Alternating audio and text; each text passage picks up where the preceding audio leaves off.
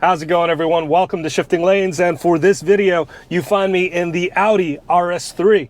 Now, I've reviewed the Audi S3 before, so check the link up in the corner.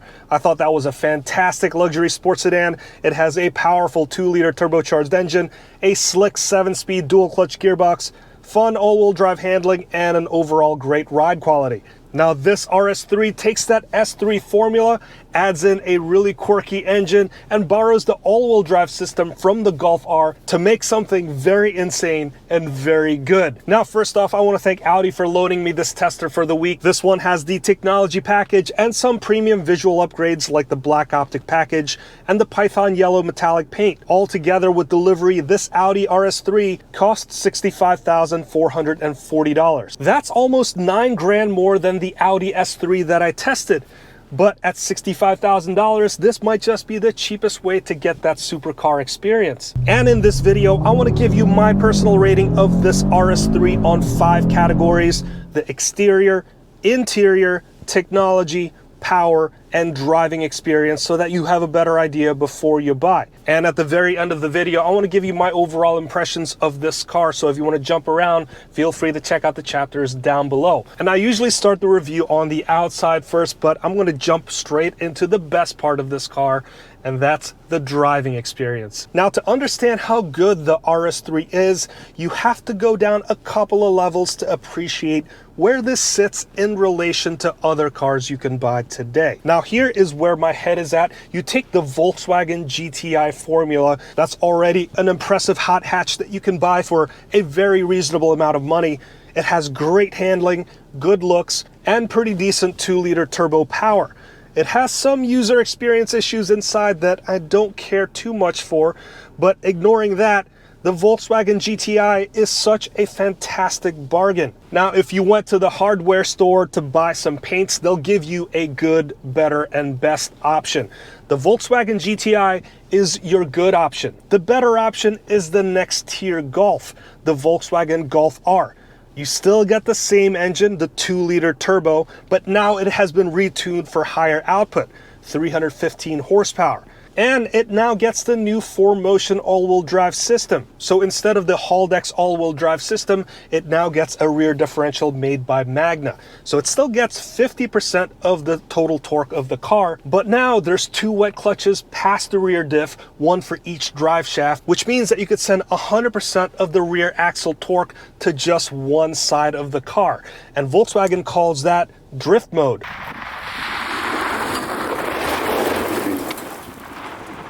And then you have the best option, this Audi RS3. It keeps that trick differential from the Golf R, but it has a beefier 2.5-liter inline 5-cylinder engine with a turbo. I'll talk more about the engine in the power section, but that unique power plant makes this Audi RS3 into a rocket ship compared to those other cars. This is now a supercar light experience. You have plenty of power, 401 horsepower, and plenty of torque, 369 pound-feet. And the grip is immense. And I hope you have back roads like this when you have the Audi RS3. To own a car like this and just enjoying the stoplight to stoplight experience would be just like eating the crust of the pizza and throwing out the rest. Roads like this is where the Audi RS3 comes alive. The all-wheel drive is clever. The fact that you have individual clutches for the left and the right drive shafts also means that you can emulate a limited slip differential and do some torque vectoring. So the side that has the most grip will get even more power, and that means you'll shave lots of time at the track and you can carry more speed through the corners. And with drift mode, or what RS3 calls RS torque splitter, you can somewhat replicate a rear-wheel drive experience. Now, when it comes to the curb weight, this car weighs just under 3,700 pounds. It's a bit more dense than your normal A3 or S3, and it's not as light as some of the older fun cars like the Mitsubishi Evo 9 or the older generation WRX STI. But with this amount of power and torque, this car feels super nimble. Now, with great handling like this, you'd probably expect the ride quality to suffer, To an extent, yes, but this is still a good car that won't punish you when you have it as a daily driver. Sure, the ride is a bit stiff and the throttle response can feel a little bit high anxiety, sort of like your puppy when they're learning that you're about to go for a walk. It has a jittery and hyper quality to it. Thankfully, you can change the drive mode and soften everything up. Now, as for the steering, the wheel feels a little too big for a car like this, and the steering effort is a bit light. You can tweak the steering damping in the drive select feature. Regardless, it still feels accurate and there's good feedback in general. So from a driving experience perspective, I'm giving this RS3 a 10 out of 10. There are some areas where the RS3 is a bit rough around the edges, but to penalize a diet supercar like this for not having Lexus-like ride quality would be missing the point. Now, if you're a car enthusiast, you need to try this. $65,000 is a lot of money, but relatively speaking, it's a good deal for this type of driving experience. Now let's talk about the power. I've mentioned that this has a turbocharged 2.5 liter inline 5-cylinder engine. This is an odd one, literally and figuratively. It's the only 5-cylinder left on the market, which is sad because it is such a great engine. I owned a P2 generation 2005 Volvo S60R. It also had a 2.5 liter 5-cylinder engine with a turbo. It made the loveliest engine note, and when you couple it with a nice exhaust, it produced a sound that you wanted to hear all the time. This RS3 has a similar sound experience. Granted, it's making about 100 horsepower over the 20-year-old engine, so when you attach it to this 7-speed dual-clutch gearbox and this awesome all-wheel drive system, you get fantastic results. 0 to 60 happens in about 3.5 seconds. The first 1 second might fill you with regret because initially it does feel a bit slow. But as soon as the revs climb up and the turbo spools up, there's this immediate rush of acceleration and this thing takes off like a rocket. The 7-speed dual clutch transmission is also fantastic in this car. The car will try to keep at the lower gear so it can generate boost more quickly and produce more power when you really need it. And as for mileage goes, this is rated for 20 city, 29 highway, and 23 miles per gallon combined. While that's not very good mileage rating compared to the average new vehicle, you're going to be much happier spending gas money on this car over the other ones. So for power, this is an easy one. I'm going to give it a 10 out of 10. I have a soft spot for these 5-cylinder engines and I hope they stick around forever. Now let's talk about the car's exterior design. I'm a big fan of cars that have an evolved style over their pedestrian versions. That's why I love the Mitsubishi Lancer Evolution and the older generation WRX STI. They physically look like evolved versions of the Lancer and the Impreza. I love the look of wide-body Dodge Challengers over the standard ones, and I love this RS3 over the A3 and the S3. This RS3 has a wider track and the car has been lowered as well. So Audi has given this the RS specific front bumper. It's got a big gaping grille that's not as off-putting as the Hyundai Elantra N, but it still has a face that you need to get used to. There are these LED lights and fog lights that will do a whole dance routine for you when you unlock the car.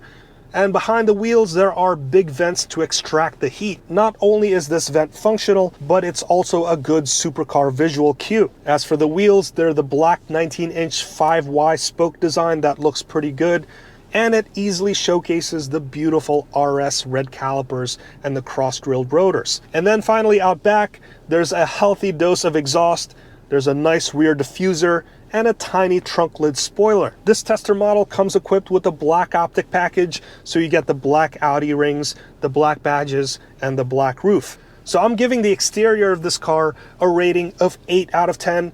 It looks mean, and it has the capability to back it up. Moving inside, the RS3 looks pretty much the same as the S3 that I've tested before, except for the fancier looking seat and the unique RS badging. The rest is pretty much the same, and that's a good thing. Inside the RS3, this looks like a modern luxury car.